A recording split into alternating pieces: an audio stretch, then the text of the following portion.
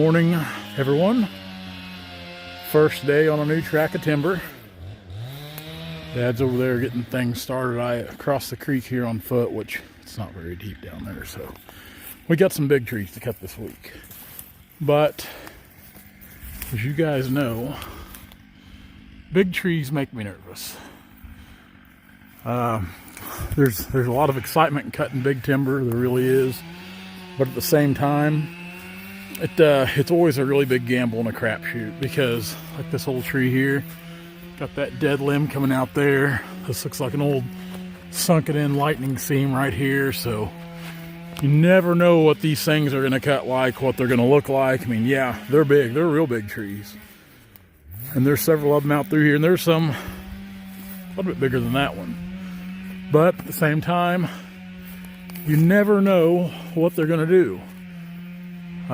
It's like every one of these trees has got some dead limbs or snags in the top, lightning scarred. So fingers crossed everything cuts good. This one here's got a swollen stump on it. I could nitpick these things all day, but let's go ahead and start getting them on the ground. And Dad, he's got, I don't know, a handful on that side of the creek he'll probably cut. That's why I come over here. That way he wouldn't have to cross the creek, because he don't like getting his feet wet.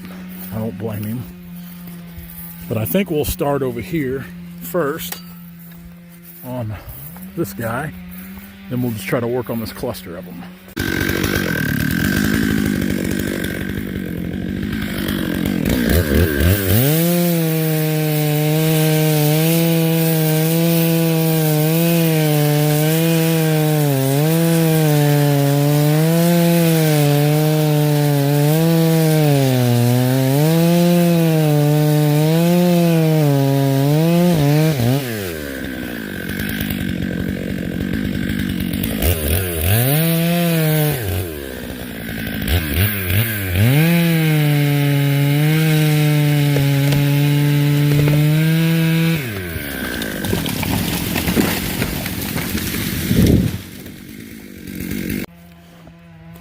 Now, just as I was afraid of, as soon as I plunged in there, we felt that thing a little soft.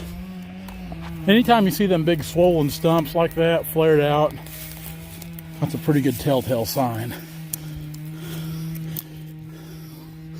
Ooh.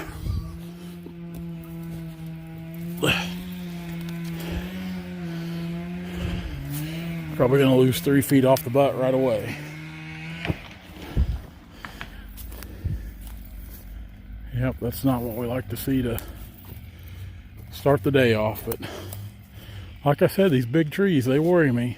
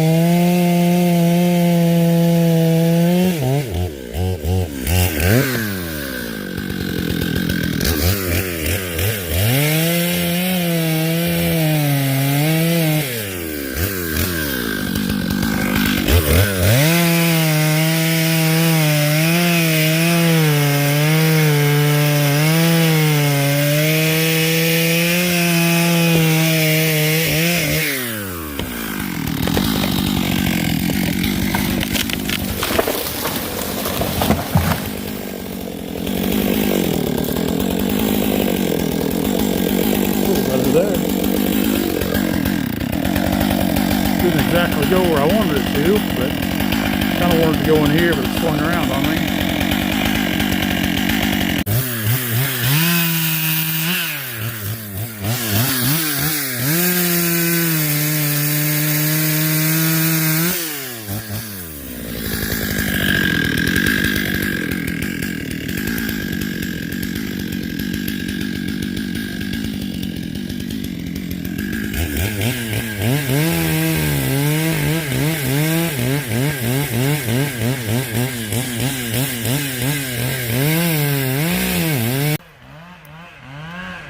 Looks like the tree Dad just cut over there. It's a little bad in the butt too. Kind of see it there. This one here, it's got a hard lean back towards these two hackberries, but I think I can swing it out here in this open area pretty easily. So we'll bring it down. It's just kind of a game of pick up sticks out here, trying to minimize damage on falling. So we're going to bounce around a lot. Once we get a couple of these down, we'll probably bring that guy there down because I want to fall it right back here on top of these. Then when we're piling our treetops, depending on what the landowner wants, we might just put all the brush right in here to try to pile it up for them. So let's see if we can get this old brood on the ground.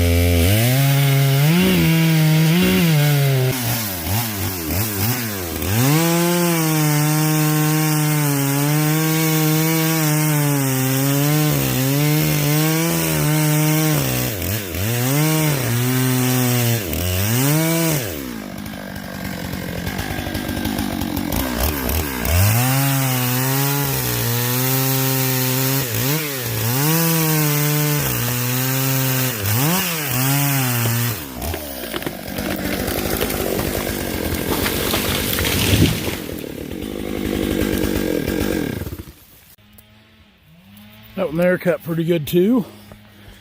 This is Curtis Nemo and I were actually talking about this through comments last night about cutting walnut, tall walnut in the wintertime. This wasn't even really a big Y crotch up here or anything, nothing to be concerned about, but just the overall force picking up momentum on the way down. It hits, and it didn't. Luckily, this is a top log, but it was still a good top log, and it didn't ruin it completely, but it definitely didn't hurt it any, or help it any, excuse me. There's really not much you can do about that other than top the tree. So it's just, like I said, it's one of those things, because as far as landing on a crotch, it was kind of a three-way deal up here, but we landed it perfectly on the Y. But this other one had enough momentum when it hit, it just come back and pop this a little bit. Like I said, it's definitely, we can still use this. It's not a waste, but it definitely didn't help it any, because this would have been a really good top log. Clean. You know, we could have shaved this off back here. That'd have been a good 8 or 9 foot piece, but that's how it goes. Tall trees. Dad's tackling a giant there.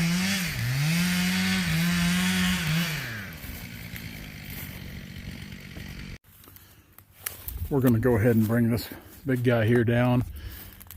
I'm going to try to put it, excuse me, right over here to the side of this one I cut out here. The main thing is I want to miss this little walnut growing here. It was kind of a shoot off from this first tree we cut. Whenever you cut timber, I mean, you're going to bang up some smaller, younger trees. It's going to happen. There's no way to cut timber without doing that. What you try to do is you try to just be as conscious as you can and make the right decisions and be as careful as you can. You know, a lot of this stuff, whether it be the locust, the hackberry, the hedge, redbud, I don't feel so bad about damaging that stuff when I fall a tree, because that stuff, as far as what it's going to do for the land, it's never really going to do anything more than really be a nuisance or provide a little cover for wildlife. And which, in a place like this, the cover for the cattle and the wildlife, there's no shortage of it. So I don't mind tearing those things up a little bit. And still, we try not to just absolutely destroy everything, but it's like the old saying goes, when you're going to make an omelet, you're going to break a few eggs, and these little things here are kind of the eggs in this case. But the main thing is not to hurt your future trees, your good residual walnut, the stuff you need to look forward to in the future. That stuff needs to be preserved.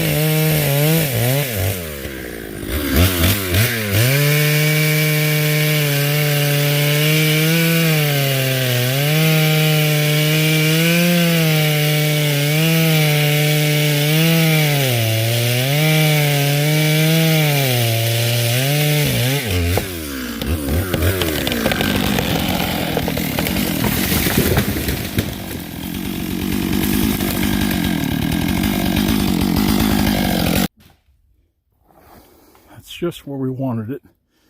I was actually kind of aiming more for straight ahead, but still anywhere in this general area was a good placement of it.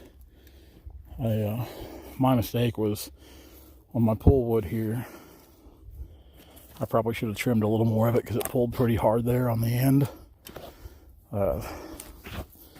Almost bored in a little too low because on the back side, we're right here on the ground. I dulled up my chain pretty bad getting into the dirt, but we got every inch of that tree we could. So we'll cut these spurs off, get them out of the way. That way this is a flush stump with the ground. That's literally low enough you could run a lawnmower over it. Like I said, once those spurs come off, it's right there on the ground, but that is a big tree. It cut good. Let's take a look at it here.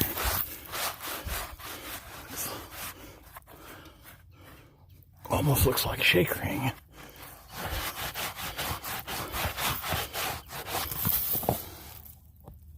I don't think it is, though. I don't think it is. Sure looks like it. Good tree. A lot of footage there. This guy here, we'll probably leave it here. Looks like there's a squirrel or something. Recently, his nest is laying right here for some reason. But that right there worries me. It's about at the top.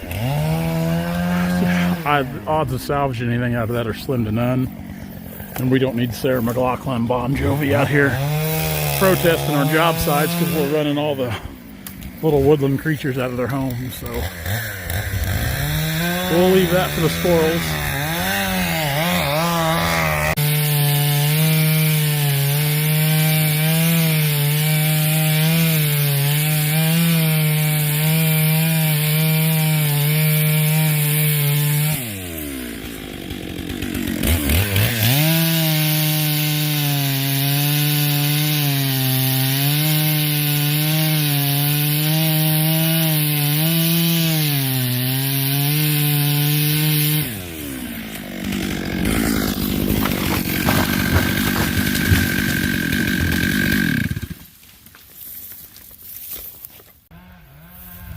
Now this tree here is totally a salvage tree. You can see it's dead, dead, dead.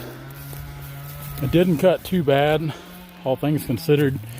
It's got some things going on back here, but really like I said, it's in terrible shape.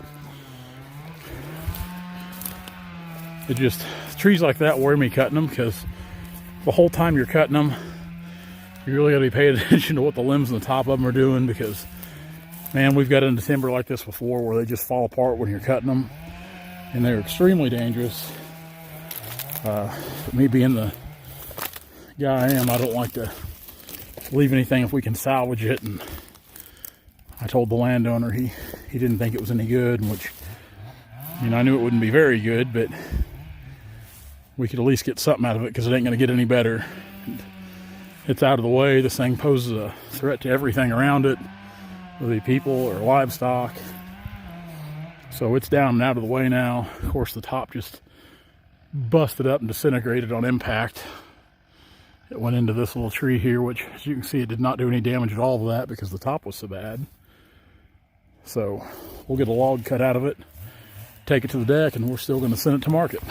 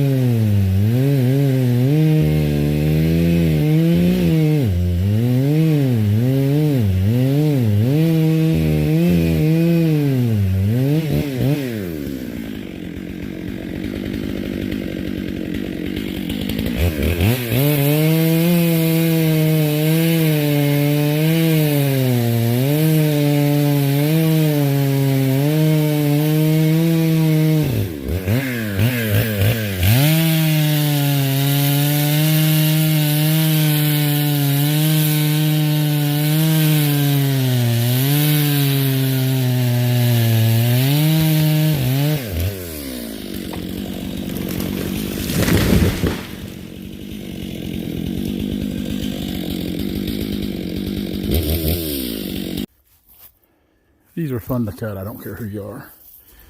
That thing cut a lot better than I thought it would. It looked good here on the front side, but when you got around to the back, it was starting to show some decay, going downhill. Of course, down here, I was like, man, that ain't good. But all things considered, it didn't go too far, which it landed down here on it. I took that 90 off there to kind of put it out here in this open area. It's quite the tree right there.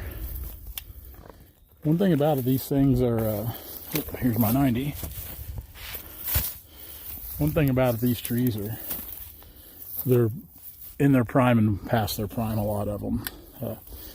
Just like here where the bark, it's separated from the tree. That bark's dead and dying. It's just like this last one we cut over here that was totally dead. These big trees, I mean, doesn't matter what it is, trees, plants, everything, they have a life expectancy just like people do. It's just like people, you know. There's a point in your life when you're in your prime and you're in your best condition, best shape of your life, and as you get older, you start to kind of go down, and some people, like my dad over there, handle age better than other people. And the same with trees. Some trees handle their age better than other trees. So it's trees, you can't just let them grow and let them grow and let them grow, thinking that, hey, these are going to be big and majestic trees forever. No. You cut things like this that are starting to go downhill to make room for trees like this to give them a shot at life. And like this one over here behind it. Now, that's actually a pretty good sized tree, but we'll probably just leave it there because, you know, taking these big ones out, we'll give that guy a shot, give this guy a shot.